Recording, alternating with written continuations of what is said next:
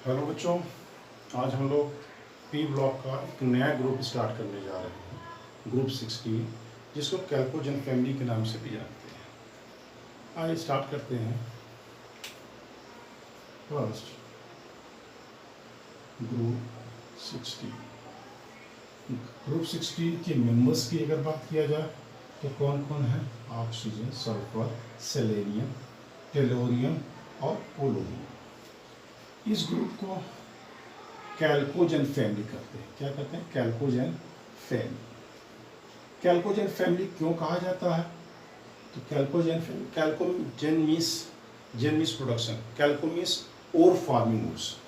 ये ores forming element है, ores forming element, यानी इसमें जो मेंबर्स हैं इस ग्रुप के वो ओर्स बनाते हैं। आप जानते हो 90 to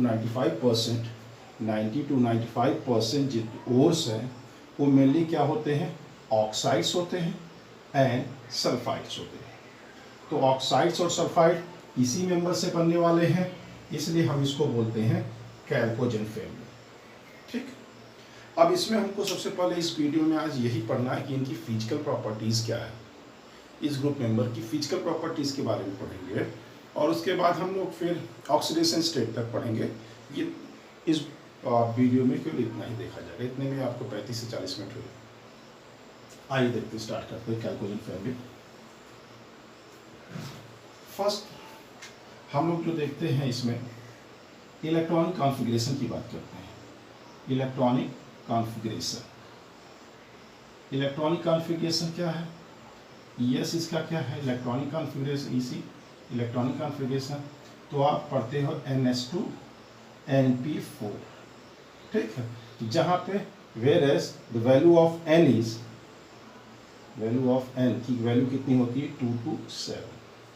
ठीक, सेकंड पीरियड से लेके सेकंड पीरियड से स्टार्ट होता है, 7th पीरियड तक चलता है। अब इस हिसाब से इलेक्ट्रॉनिक कॉन्फ़िगरेशन इसका बनाया जाए तो क्या बनाया जाएगा? ऑक्सीजन के लिए लिखेंगे, सल्फर के लिए, सेलेनियम के लिए, टेलोरियम के लिए और पोलोनियम के लिए, यही तो है। अब इसका इसको क्या कर लिया है? सेकंड पीरियड में है तो क्या हो जाएगा? 2s2 2p4। सेकंड पीरियड का, थर्ड पीरियड का है तो क्या हो जाएगा? 3s2 3p4। फोर्थ पीरियड में है तो क्या हो जाएगा? 4s2 4p4। ये 5 में है तो क्या हो जाएगा? 5s2 5p4। ये 6 में है तो 6s2 6p4। अब यहाँ पे देख लिया जाए, 4s से पहले क्या हो जाएगा? 3d10 भी भर सकते हैं। इसमें क्या भर सकते हैं? 4d, इसमें 4f एंड 5d, 4f से 1 से 14 और 5d। ये इसके इलेक्ट्रॉनिक कॉन्फ़िगरेशन है। इस ग्रुप का इलेक्ट्रॉनिक कॉन्फ़िगरेशन सिंपल था। हमको क्या देखना था? जनरल इलेक्ट्रॉनिक कॉन्फ़िगरेशन इसका ये है और general electronic configuration NH2 NP4 है। उस हिसाब से ये सेकेंड पीरियड में था, सेकेंड पीरियड की बात थी, और उसी तरह third period, fourth period, fifth period और सिक्स्थ पीरियड तक हम लोग जो लिखे एलिमेंट का, ये जनरल इलेक्ट्रॉनिक कॉन्फ़िगरेशन था फॉर कैल्कोजेन फैमिली के लिए हम बात कर रहे थे, कैल्कोजेन फैमिली। अब हम लोग बात करेंगे एटॉमिक साइज की, सेकेंड पॉइंट का, सेकेंड पॉइंट एटॉमिक साइज। और एटॉमिक साइज में कोई नया नहीं पढ़ना है, इससे पहले की भी ग्रुप हम लोग 15 ग्रुप निकोजेन फैमिली पढ़ चुके हैं, 15 ग्रुप, उसमें भी आपने देखा था। एटॉमिक साइज तो सभी ग्रुप के लिए फिक्स है। एटॉमिक साइज क्या होता है तो आप जानते हो, top to bottom atomic size क्या होती है? Always increase. एटॉमिक साइज क्या होती है? Is increases. Atomic size increase करता है। क्यों इंक्रीज करता है? तो 2 पॉइंट पिछले ग्रुप में भी पढ़ सके हैं। Number of cells is increases, number of cells is increases, और दूसरा shielding effect is increases. Shielding effect और स्क्रीनिंग इफेक्ट इज इंक्रीजेस। ये दोनों बातें हम लोग देख चुके हैं। यहाँ देखते हैं 2 सेल है, यहाँ कितने हैं? 3 सेल हैं। यहाँ KL था, यहाँ KLM था, यहाँ पे KLMN था। यानी देख रहे हैं नीचे जाने पे नंबर ऑफ सेल्स बढ़ रहे हैं, क्योंकि नंबर ऑफ सेल्स बढ़ेंगे तो साइज बढ़ेगा। सीलिंग इफेक्ट के बारे में भी बात हो चुकी है। जब सेल्स नंबर ऑफ सेल्स बढ़ेंगे तो क्या होगा, यहाँ देखो 2 ही सेल था, के और एल था, यहाँ पे के एल और एम है, के एल और एम। मान लीजिए इलेक्ट्रॉनिक कॉन्फ़िगरेशन हम बताते हैं ऑक्सीजन के, इसका है ऑक्सीजन को अगर ले लिया जाए, इसको ऑक्सीजन, इसको सल्फर मान लिया जाए तो क्या हो जाएगा, यहाँ क्या हो जाएगा, ऑक्सीजन का हम लोग को बनाना है तो 2 हो गया और 6 हो गया, यहाँ 286, ठीक है 286। तो सिलिंग इफेक्ट को तो इसी तरह से डिफाइन किया था आप लोगों के लिए, क्या, it is a repulsive force between the outer most electron and inner cell electron. It is a repulsive force किसके बीच में, outer most electron and inner cell electron. यहाँ इनर सेल इलेक्ट्रॉन 2 ही है, यहाँ कितने हैं 10 है, यहाँ पे कितने इलेक्ट्रॉन है, इनर सेल 2 और यहाँ कितने हैं 10। तो यहाँ पर रिपल्सिव फोर्स क्या हो जाएगा, बढ़ जाएगा, शील्डिंग इफेक्ट बढ़ जाएगा तो भी साइज क्या हो जाएगी, बढ़ेगी। तो यानी हम देख रहे थे ये पहला ग्रुप से लेके 18th ग्रुप, कहीं पे भी हम जाते हैं तो टॉप टू बॉटम, नीचे की तरफ, ऊपर से नीचे की तरफ साइज बढ़ती जाती है, ये हम लोग देख चुके हैं। तो उसका रीजन था नंबर ऑफ सेल्स और शील्डिंग इफेक्ट। वो अलग बातें हैं कि यहाँ पे रेट ऑफ इंक्रीज थोड़ा सा कम हो जाता है, तो वो भी आपको एक्सप्लेन किया गया जा चुका है कि इलेक्ट्रॉन डी और एफ में आने लग जाए which shows poor shielding effect, therefore outer most electron is more strongly held by the nucleus, इसलिए क्या होगा, size is slightly shrink, size थोड़ी सी छोटी हो जाती है। वो सब बातों को बार बार नहीं पढ़ना है, सिंपली एटॉमिक साइज के बारे में। अब नेक्स्ट टॉपिक है हम लोग को आयनाइजेशन एनर्जी के बारे में पढ़ना, आयनाइजेशन एंथैल्पी के बारे में पढ़ना है। आइए देख लेते हैं उसको भी। आयनाइजेशन एंथैल्पी के बारे में, आयनाइजेशन एंथैल्पी, तो ये भी हम लोग देख लिया जाए।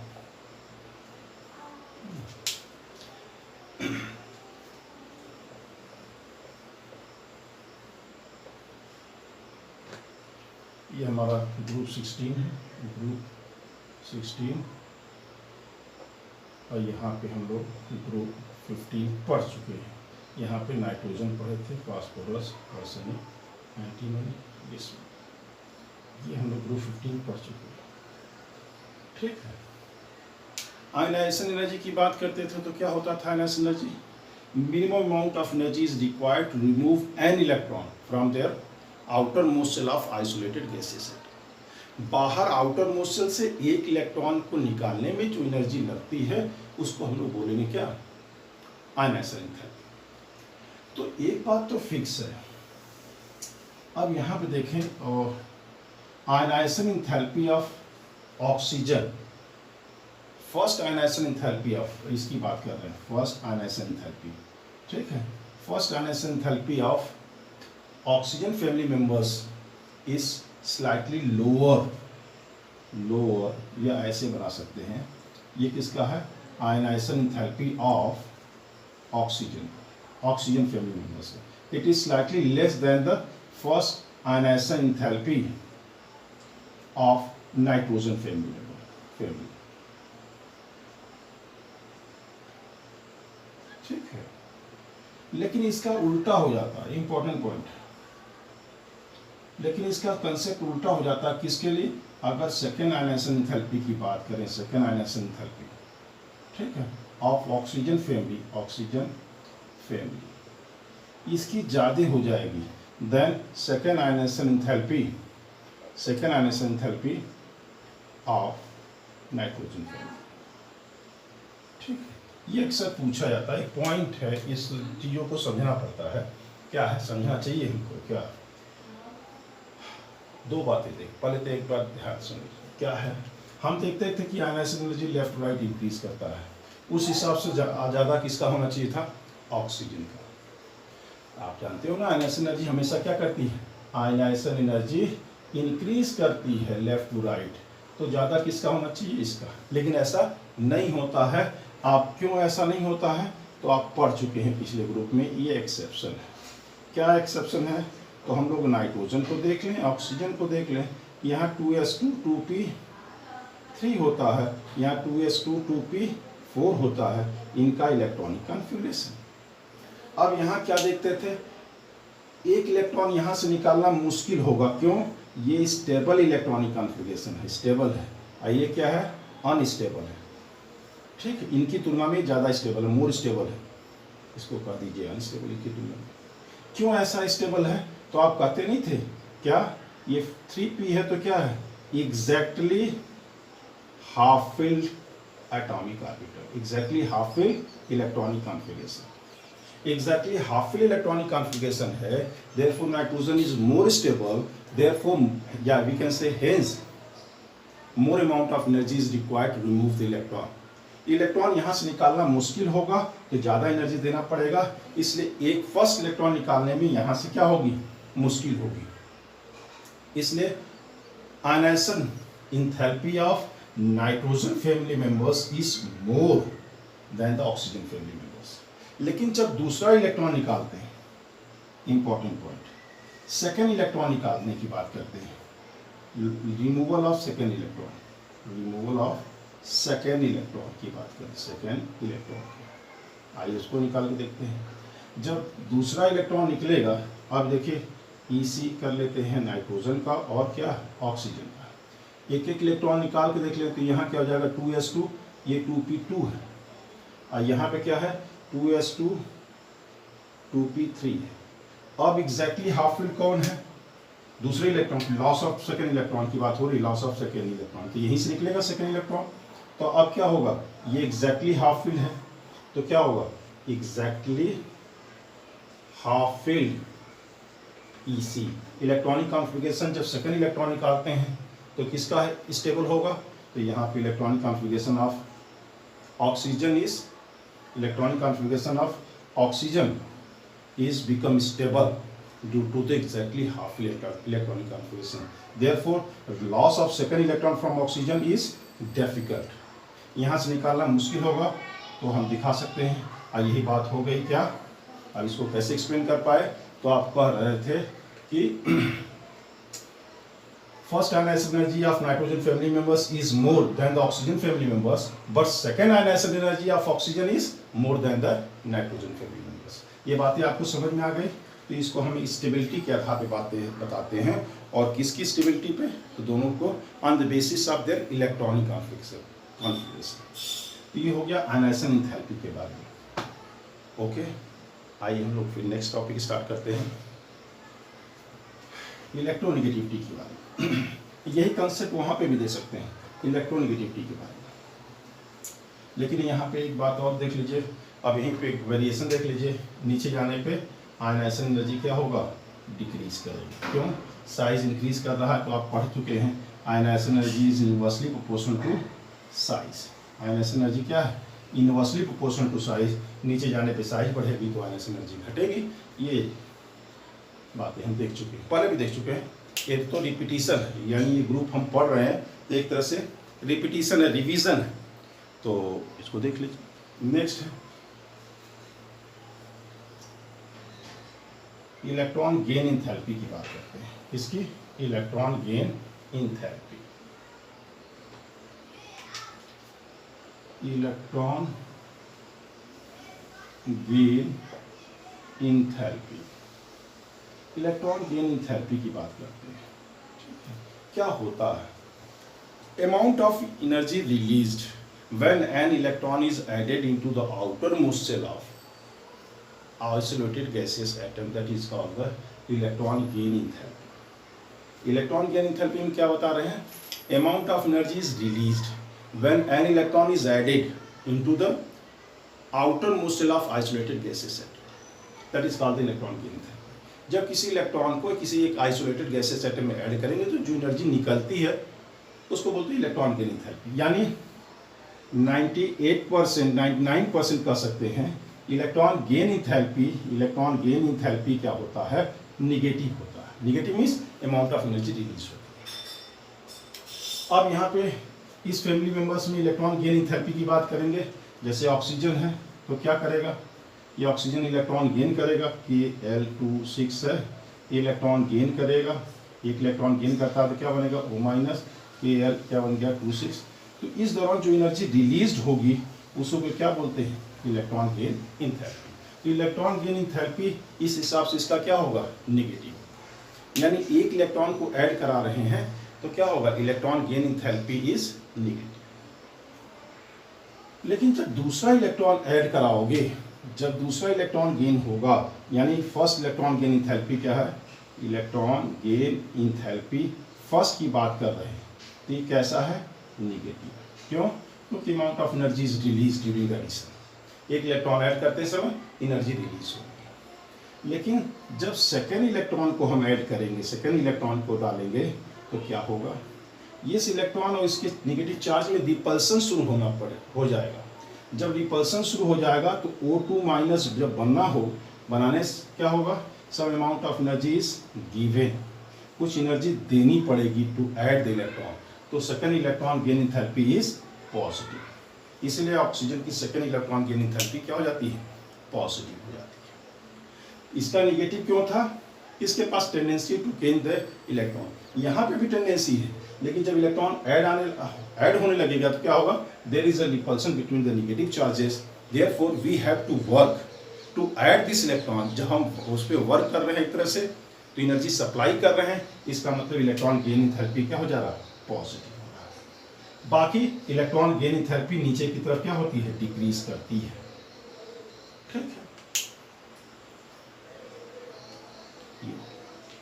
नेक्स्ट इलेक्ट्रॉन गेन इंथैल्पी के बारे में देख लिया, डिफिनीशन भी देख लिया कि minimum amount of energy is required, minimum amount of energy is released या amount of energy is released when an electron is added into the outermost shell of isolated gases. तो इसकी इलेक्ट्रॉन गेन इंथैल्पी निगेटिव भी होती है, लेकिन second electron gain enthalpy positive हो जाती है। ये सब 11th क्लास में इंपॉर्टेंट क्वेश्चन हुआ करता था। ये इंपॉर्टेंट क्वेश्चन हुआ करता था आपके, जो आप एकेडमिक्स में जब आप काम करते थे, लिखते थे एग्जाम में, आप एलिजिबल। बात क्लियर है, तो आगे बढ़े इलेक्ट्रॉन गेन इंथैल्पी के बाद।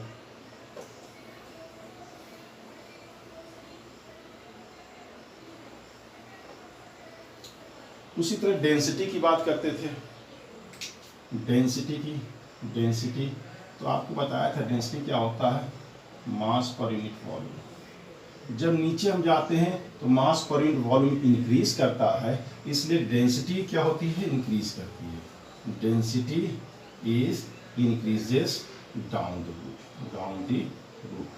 क्या बता रहे हैं, जब हम ऊपर से नीचे जाते हैं तो मास भी इंक्रीज करता है, वॉल्यूम भी इंक्रीज करता है, लेकिन मास अपॉन वॉल्यूम इंक्रीज करता है। यानी मास अपॉन वॉल्यूम का मतलब मास ज़्यादा इंक्रीज करता है, वॉल्यूम कम इंक्रीज करता है, दोनों बढ़ते हैं। इसलिए हम लोग डायरेक्ट इस फॉर्म में बोल देते हैं क्या, when we move from top to bottom, तो क्या होगा, mass per unit volume is increases. Mass और डेंसिटी की बात नहीं, दोनों के रिलेशन की बात करते हैं। Mass per unit volume is increases, that's why density is increases. Next topic हम लोग देखते हैं मेटेलिक कैरेक्टर, या यहाँ आप देख सकते हैं मेटेलिक कैरेक्टर की बात हो जाए। मेटेलिक कैरेक्टर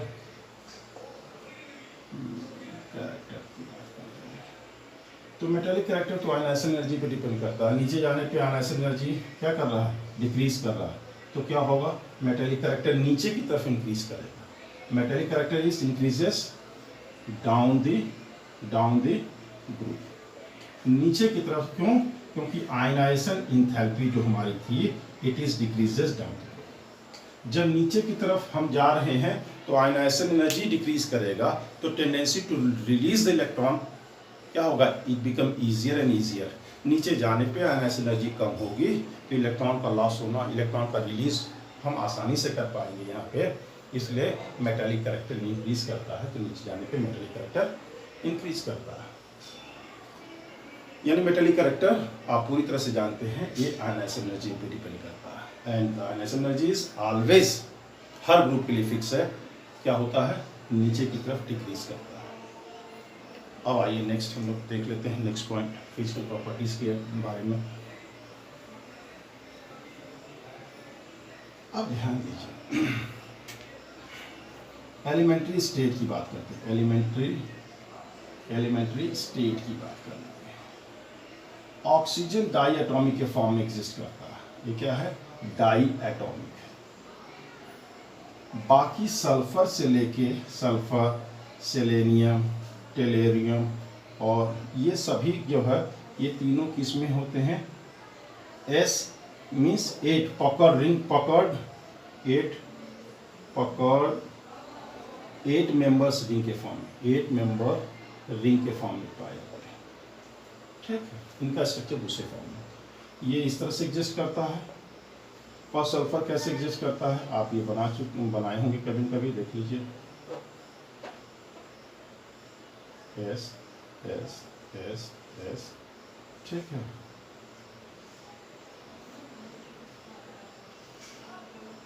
ठीक, दिस इज, इसी को क्या बोलते हैं?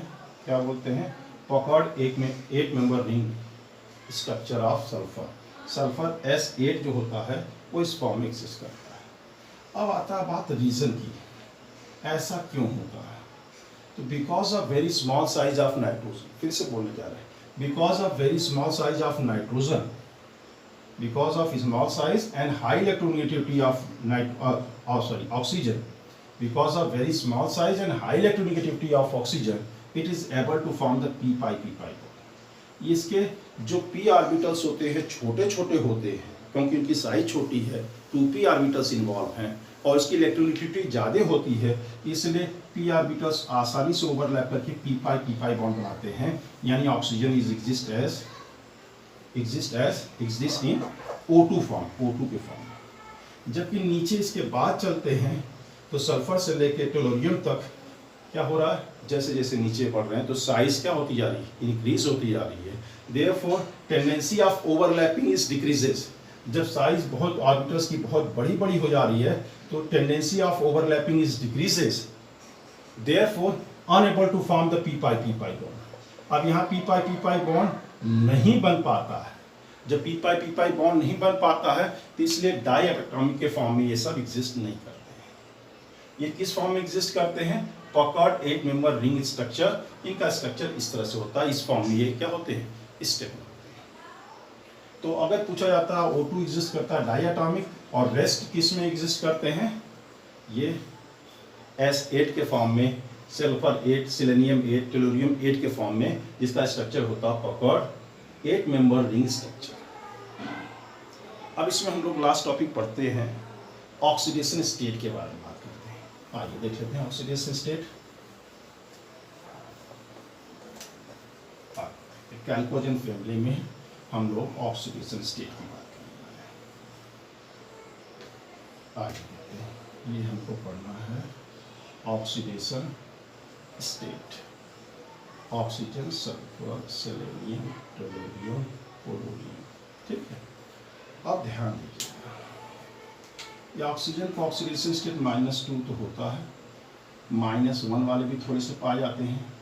ये हम थोड़ा अलग से लिख रहे हैं,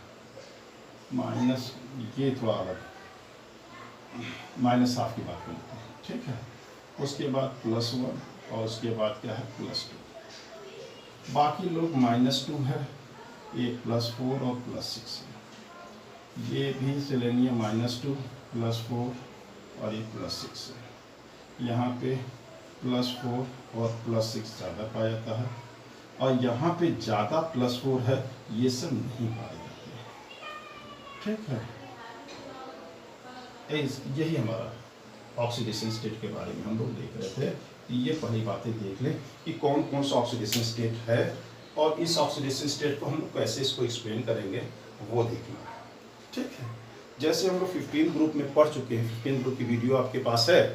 15 ग्रुप में भी हम लोग ऑक्सीडेशन स्टेट पढ़े हैं, तो उस ऑक्सीडेशन स्टेट का जो एक्सप्लेनेशन है वही यहाँ होगा, नाम थोड़ा बदल जाएगा थोड़ा सा। ठीक, पहले तो देख लिया जाए, ये नॉर्मल ऑक्साइड जितने भी होते हैं सबका -2 होता है। ठीक है, किसी भी कंपाउंड में आप देखोगे तो इसका -2, जैसे CO2 अगर कोई का भी देख ले, जितने भी पर ऑक्साइड्स होते हैं, यहाँ पे क्या है? पर ऑक्साइड्स में -2 होता है, जैसे -1 होता है पर H2O2 पर ऑक्साइड। ठीक है, यानी कि किसी भी कंपाउंड में -2, नॉर्मल ऑक्सीडेशन स्टेट -2 ही होता है। एक्सेप्शंस है ये, -1 कहाँ पाया जाता है? सारे पर ऑक्साइड्स, कोई भी पर ऑक्साइड होगा तो उसमें ऑक्सीजन -1 होगा। ये एग्जाम्पल इसका KO2, सुपर ऑक्साइड्स, इस कौन सा है? सुपर ऑक्साइड्स, सुपर ऑक्साइड्स की बात करते हैं। पोटेशियम का सुपर ऑक्साइड, इसमें यहाँ क्या है? O2F2, OF2, ये दो एक्सेप्शनल केसेस हैं जहाँ पे ऑक्सीजन +1 और +2 में पाया जाता है।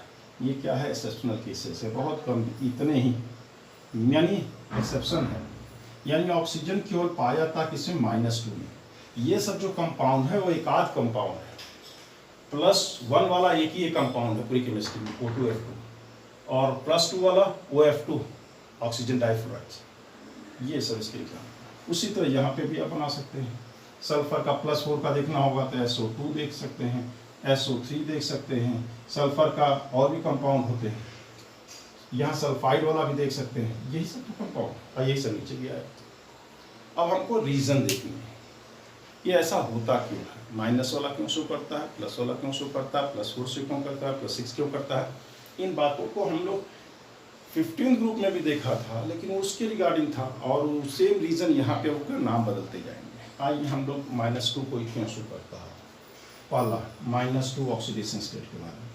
ये इलेक्ट्रॉनिक कॉन्फ़िगरेशन क्या था? 2s2, यहाँ पे NH2 NP4। अब यहाँ पे क्या करते हैं? It requires 2 electron in order to get the inner gas configuration. 2 electron चाहिए क्या करने के लिए? NH2 NP6 बनने के लिए, यानी स्टेबल इलेक्ट्रॉनिक कॉन्फ़िगरेशन बनने के लिए इट नीडेड 2 इलेक्ट्रॉन्स। जब 2 इलेक्ट्रॉन गेन करेगा तो क्या हो जाएगा? Oxidation state -2। तो -2 सभी लोग शो करते हैं, लेकिन नीचे जाने पे क्या हो रहा है? साइज क्या हो रही है? इंक्रीज हो रही है। Electronegativity is decreases, therefore tendency to gain the 2 electron is become difficult. नीचे जाने पे साइज बढ़ रही है, इलेक्ट्रोनेगेटिविटी घट रही है, इसलिए ये इलेक्ट्रॉनिक कॉन्फ़िगरेशन से दिखाई तो दे रहा है ये 2 इलेक्ट्रॉन ले सकता है, लेकिन ले नहीं पाता, इसलिए -2 यहाँ पॉसिबल नहीं होता। ऑक्सीजन में O2- ऑक्साइड है, सल्फाइड है, और लेकिन नीचे जाने पे वो -2 स्टेट नहीं पाए जाते हैं या बहुत कम पाए जाते हैं। ऐसा रीजन क्या हुआ? क्योंकि नीचे जाने पे साइज बढ़ती है, इलेक्ट्रोनेगेटिविटी कम हो जाती है, means tendency to gain the 2 electron is become difficult, इसलिए O2- नीचे नहीं पाया जाता है इसी बीच में। उसी तरह अब नेक्स्ट में चला जाए हम लोग। बाकी ये तो एक्सेप्शंस है, ये परऑक्साइड में -1 है और ये सब एक्सेप्शन है। अब हम आते हैं +4। ये +4 ऑक्सीडेशन स्टेट क्यों शो करता है? तो इसके इलेक्ट्रॉनिक कॉन्फ़िगरेशन को देख लें, सल्फर के इलेक्ट्रॉनिक कॉन्फ़िगरेशन को देख लें, तो क्या हो जाएगा? 3s2, क्या हो जाएगा? 3p4। तो यहाँ पे हम क्या दिखा सकते हैं? प्रमोशन ऑफ इलेक्ट्रॉन्स, मीन्स इसके आगे यहाँ से बना दीजिए, 3s2 कर दीजिए, यहाँ पे 3p4 कर दीजिए, तो क्या हो जाएगा? यहाँ इस तरह से दिखा सकते हैं, ठीक है, 4। अब यहाँ से प्रमोशन ऑफ इलेक्ट्रॉन दिखा देंगे तो ये कहाँ चला जाएगा? 3d में। ये क्या हो जाएगा? Now it is able to form the 4 bond. ये +4 शो कर सकता है। +4 शो क्यों कर रहा है? क्योंकि ये 4 कोवलेंट बॉन्ड बना सकते हैं by the promotion of electron. इसी तरह अगर यहाँ से एक इलेक्ट्रॉन और प्रमोट कर दिया जाए तो क्या हो जाएगा? ये इलेक्ट्रॉन यहाँ जाएगा, मीन्स ये क्या शुरू करने लगेगा? +6 ऑक्सीडेशन स्टेट। यानी यहीं से +4 +6 शुरू हो गया था, सभी में आ रहा था, लेकिन यहाँ +6 सबसे कम है। It is due to the inert, बोलिए, इनर्ट पेयर इफेक्ट। इसको हम लोग फिर पिछले वीडियो में देख चुके हैं। इनर्ट पेयर इफेक्ट क्या है? इसका डिफिनीशन क्या बताया था? It is reluctant. Inert pair effect 3 word है। Inert means, inertness means do not participate. कौन पार्टिसिपेट ना करे? A pair of electron. कौन सा पेयर ऑफ इलेक्ट्रॉन? जो s ऑर्बिटल में है। जो s ऑर्बिटल में इलेक्ट्रॉन है वो पार्टिसिपेट न करे बॉन्ड फॉर्मेशन में, तो उसको बोलते हैं inert pair effect. It is reluctance और inertness of a pair of electron when we move down the group, that is called the inert pair effect। जब नीचे जाएंगे तो ये नीचे जाने पे यहाँ से यहाँ ये 2 इलेक्ट्रॉन पार्टिसिपेट नहीं करेंगे। कौन शो करेगा? केवल यही पार्टिसिपेट करेगा, इसलिए यहाँ क्या होगा? +4 ऑक्सीडेशन स्टेट होगा। ऐसा क्यों नहीं करता है? इसका रीज़न भी आप लोग देख चुके हैं। क्या देखे थे रीजन? इनर्ट पेयर इफेक्ट का रीजन क्या होता था, ये बार बार याद करें, पिछली बार भी देखा था। यहाँ देखो ये है, यहाँ नंबर ऑफ सेल्स है, ठीक। हम इसकी बात करते हैं, यहाँ 6s2 है, 6p4 है, लेकिन उससे पहले यहाँ क्या है 5d है, इससे पहले यहाँ क्या 4f है। 14 इलेक्ट्रॉन यहाँ आएंगे, 10 इलेक्ट्रॉन यहाँ आएगा, यानी यहाँ पे क्या हो रहा है, इससे पहले इलेक्ट्रॉन्स किस में फिलअप हो रहे हैं, 4f एंड 5d, यानी इलेक्ट्रॉन किस में जा रहा है, 4f में एंड 5d में। Entry of electron into the 4f and 5d shows very poor क्या shielding effect। जब इलेक्ट्रॉन इसमें 4f और 5d में जाते हैं तो शील्डिंग इफेक्ट बहुत बुरी हो जाती है, बहुत पुअर शील्डिंग इफेक्ट होगी। तो क्या होगा, this electron is more strongly held by the nucleus, इसको इलेक्ट्रॉन को न्यूक्लियस स्ट्रांगली होल्ड करके रखेगा। Therefore this electron do not participate in the bond formation, only this 4 electron participate in the bond formation and shows the +4 oxidation state. यानी ये reason रहा inert pair effect का। यानी अब हम लोग जो पढ़ लिए, ग्रुप 16 चल रहा था, कैल्कोजिन फैमिली के फिजिकल प्रॉपर्टीज पढ़े और ऑक्सीडेशन स्टेट के बारे में हम लोग देख रहे थे। तो ऑक्सीडेशन स्टेट भी आपको समझ में आया होगा, 16th ग्रुप के लिए ऑक्सीडेशन स्टेट पढ़ गए होंगे और समझे होंगे। फिजिकल प्रॉपर्टी भी आपको समझ में आया होगा। अगर ये सब चीज़ें आपको समझ में आ रही हैं तो वीडियो को लाइक करिए और सब्सक्राइब जरूर करिए। Okay, thank you.